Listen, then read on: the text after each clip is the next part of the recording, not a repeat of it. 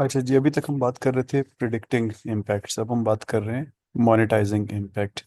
Predicting का मतलब है कि ये देखना कि जो जो कॉस्ट्स एंड बेनिफिट्स हैं वो अगर हम बात करें सप्लाई एंड डिमांड का, उसमें तो सप्लाई में कितना चेंज आएगा या डिमांड में कितना चेंज आएगा। अभी हम बात कर रहे हैं कि वो चेंज आ गई तो उससे अ, उससे जो कंजम्पशन में चेंज आएगा वो पैसे की चेंज कितनी होगी उसकी। तो सीबीए में ये ज़रूरी होता है कि जो इम्पैक्ट्स आपने क्वांटिटेटिवली प्रिडिक्ट प्रिडिक्ट किए हैं, यानी पीछे हम प्रिडिक्शन की बात कर रहे थे, इनको मोनेटाइज भी करें किसी डॉलर, यूरो या रुपए की टर्म्स में। तो किस बेसिस पे आप करेंगे मोनेटाइज, वो हम चैप्टर 2 में काफ़ी डिटेल में देख चुके हैं, जब हम विलिंगनेस टू पे या अपॉर्चुनिटी कॉस्ट को पढ़ रहे थे, जब हम डिमांड एंड सप्लाई कर्व्स पढ़ रहे थे। तो वो एक थियोरेटिकल बेसिस या फंडामेंटल प्रिंसिपल्स वो हैं जो हम इस्तेमाल करते हैं, जहाँ पे हमने इलास्टिसिटी देखने की कोशिश की थी। हमने देखा था कि डिमांड के साथ यानी डिमांड कैसे चेंज होती है प्राइस के साथ, सप्लाई चेंज हो तो उसके साथ प्राइसेस कैसे चेंज होती हैं, या अदर वे अराउंड। तो और इन दोनों डिमांड और सप्लाई कम कर्व में जो इक्विलिब्रियम पॉइंट आता है उस वो किस तरह आता है, और उससे पीछे सोशल नेट सोशल बेनिफिट कैसे कैलकुलेट किया जाता है। तो उन बेसिस पे आप कैलकुलेट करने की कोशिश करते हैं पैसे की टर्म में तमाम प्रिडिक्टेड कॉस्ट्स एंड बेनिफिट्स को। अब depending on the impact being valued, यानी आप किस कॉस्ट एंड बेनिफिट की बात कर रहे हैं, monetization can be relatively straight forward and certain. और जिस तरह प्रोडिक्शन में था, ये इनडायरेक्ट और सर्टेन अनसर्टेन भी हो सकती है। यानी एक बार आपने प्रोडिक्शन अच्छी कर ली तो फिर मोनेटाइजेशन इतनी मुश्किल नहीं होती है। लेकिन प्रिडिक्शन इन इटसेल्फ जो है वो ज़्यादातर इनडायरेक्ट और अनसर्टेन थी, तो हो सकता है कि फिर कुछ ऐसी भी चीज़ें हों जिनकी मोनेटाइजेशन भी इनडायरेक्ट और अनसर्टेन हो। तो उन चीज़ों को मोनेटाइज करना जहाँ पे आपका इम्पैक्ट यानी कॉस्ट या बेनिफिट उन क्वांटिटीज़ को चेंज करती है जो मार्केट में कंज्यूम हो रही हैं, तो वो रिलेटिवली स्ट्रेट फॉरवर्ड इस सेंस में होता है कि अब आपको पता है कि उसकी वजह से लोगों ने कंजम्पशन चेंज कर दी। तो कंजम्पशन की वजह से फिर आप सोशल सरप्लस कैलकुलेट चेंज होगा वो कैलकुलेट कर लेते हैं। गवर्नमेंट के रेवेन्यूज चेंज होते हैं, यानी अगर कंजम्पशन कम हो गई तो गवर्नमेंट के रेवेन्यू कम हो जाएंगे, तो वो कैलकुलेट कर लेते हैं। और अगर गवर्नमेंट के रेवेन्यू कम हुए तो उसकी वजह से एक्सेस टैक्स बर्डन आएगा, वो कैलकुलेट कर ले। तो इनसे आपको पता चल जाता है कि जो ये पर्टिकुलर इम्पैक्ट है, इसकी वजह से जो कंजम्पशन चेंज हुई है उसका उसको उसका पैसे की टर्म में कितना इम्पैक्ट आया है, वो आपकी मोनेटाइजेशन हो जाती है। यानी यहाँ पे लिखा हुआ है इन द सिंपलेस्ट केस, यानी जो सबसे आसान केस होता है, the policy involves purchasing an input in an undistorted market. यानी आपने एक चीज़ खरीदी अनडिस्टॉर्टेड मार्केट, यानी एक परफेक्ट मार्केट के अंदर जिसके अंदर कोई डिस्टॉर्शन नहीं है, ना कोई सब्सिडीज हैं, ना कोई मोनोपोलीज हैं वगैरह वगैरह। और सप्लाई शेड्यूल भी इलास्टिक है। तो इसका मतलब है जितनी सप्लाई आप चेंज कर रहे हैं उसी हिसाब से डिमांड में चेंज आ रही है।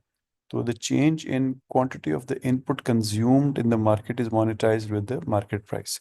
यानी जिस तरह मार्केट प्राइस चेंज हुई तो लोगों लोगों ने उतना कम खरीदा। अगर ज़्यादा हुई मार्केट प्राइस तो बस वो आपकी आपकी मोनेटाइजेशन हो गई। या सप्लाई बढ़ी, लोगों ने प्राइस कम हुई, लोगों ने ज़्यादा खरीदा तो ज़्यादा पैसे आ गए, वो आपकी मोनेटाइजेशन है। तो इन केसेस में पीछे हमने बात की कि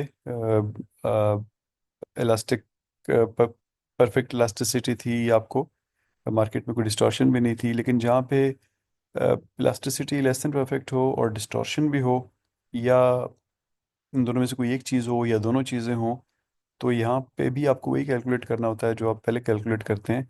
लेकिन impacts occurring in such markets are not monetized by directly observed market prices, क्योंकि अब डिस्टॉर्शंस आ गई हैं, इलास्टिसिटी उस तरह नहीं है, तो फिर आप एग्जैक्टली प्राइस को नहीं कह सकते कि ये यही हमारी मोनेटाइजेशन है। जैसा हमने बात की थी गंदम के केस में कि वहाँ पे पीछे सब्सिडी है, तो अब आप ये नहीं कह सकते कि ये गंदम की ये जो प्राइस है इसी को मैं सीबीए में लिखूंगा, क्योंकि पीछे सब्सिडी की प्राइस भी आपको उसको भी लेके आना पड़ेगा, शेडो प्राइसेस लेके आनी पड़ेंगी इसकी, और इस तरह और भी अगर कोई इफेक्ट है उसकी भी।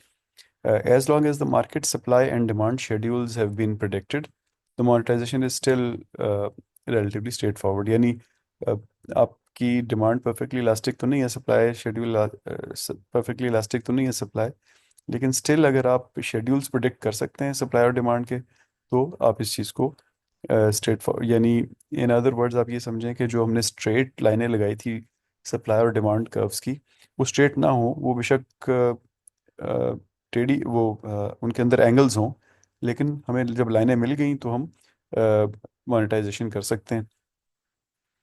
Further, the monetization itself in such cases does not add uncertainty beyond the inherent beyond that inherent in the predictions। यानी अगर अनसर्टेनिटी यहाँ पे थोड़ी बहुत आती भी है तो वो बस उतनी ही होगी जितनी पीछे प्रिडिक्शन की अनसर्टेनिटी की वजह से आई है।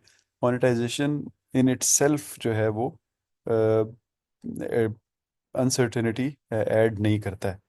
लेकिन ऐसे केसेस में जहाँ पे मिसिंग मार्केट्स हैं, यानी कि हमारी जो पब्लिक पॉलिसीज, हमारे जो प्रोजेक्ट्स होते हैं पब्लिक प्रोजेक्ट्स, स्पेशली जो सोशल या एनवायरमेंटल इश्यूज के बारे में होते हैं, अ, इनके जो इम्पैक्ट्स होते हैं वो they do not correspond to well functioning markets. यानी ऐसा नहीं होता कि चीज़ें बिल्कुल स्ट्रेट फॉरवर्ड हैं और उसमें अ, जितने पैसे लगे उतना ही मार्केट में लोग दे रहे हैं और उसको उनको हम कैलकुलेट कर लेते हैं, ऐसा ऐसा नहीं होता है।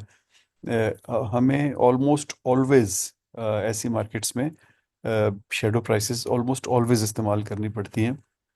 जैसा हमने इवन सिंपल आप हमने देखा वो इंडिया वाली हमारी केस स्टडी में, कि इवन जहाँ पे हम बाथरूम बनाने की बात कर रहे हैं वहाँ भी बात बात तक पहुँच जाएगी कि लोगों को डायरिया होगा या कोई और बीमारी होगी और उससे लोगों की डेथ भी होगी, तो वहाँ पे शेडो प्राइसेस ऑटोमेटिकली फिर अंदर आ जाती हैं। तो वहाँ पे you have to be clever in finding ways to estimate these shadow prices.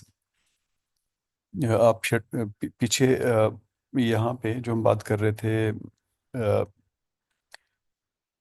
जहाँ पे चेंजेस जो हैं आपकी कंजम्पशन में आती हैं, वहाँ पे जहाँ पे हमने शेडो प्राइसेस की थोड़ी बात की थी, तो ये वहाँ पे आप इस ब्लॉक को देखिएगा, यहाँ पे लिखा हुआ है C exhibit 8-1 on pages 192-192 of the textbook. तो ये इसको अगर आप पढ़ लें, it's very very simple exhibit, लेकिन ये आपको शेडो प्राइसेस के कॉन्सेप्ट को काफ़ी हद तक क्लियर कर देगा।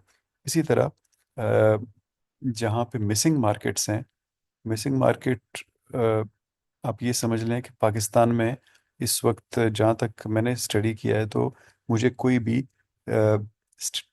Statistical value of human life की फिगर मुझे नहीं मिली है। तो in that sense it's a missing market. जब भी आप कोई हेल्थ रिलेटेड या कोई कंस्ट्रक्शन रिलेटेड या कोई ऐसी चीज़ कोई एक्सीडेंट से रिलेटेड, कोई नई रोड बनना या ना बनने से रिलेटेड पॉलिसी लेके आएंगे, तो वहाँ ह्यूमन लाइफ की वैल्यू आपको अवेलेबल नहीं होगी। In that sense it's a missing market. तो उस केस में फिर आप क्या करते हैं कि जैसे मैंने आपको इंडिया की एक एग्जांपल दी थी, उन्होंने किसी तरह इंडियन ह्यूमन लाइफ की स्टेटिस्टिकल वैल्यू निकाल ली थी। तो इस तरह चैप्टर 17 में बहुत सारी एस्टिमेट शेडो प्राइसेस के बहुत सारी कॉमनली इनकाउंटेड इम्पैक्ट्स के मौजूद हैं। तो आप जो भी प्रोजेक्ट सेलेक्ट कर रहे हैं या आपने कर लिया है ऑब्वियसली, तो उनमें से हो सकता है कि बहुत सारी शेडो प्राइसेस आपको चैप्टर 17 में मिल जाए। आप चैप्टर 17 पढ़ें तो आपको होपफुली मिल जाएंगी।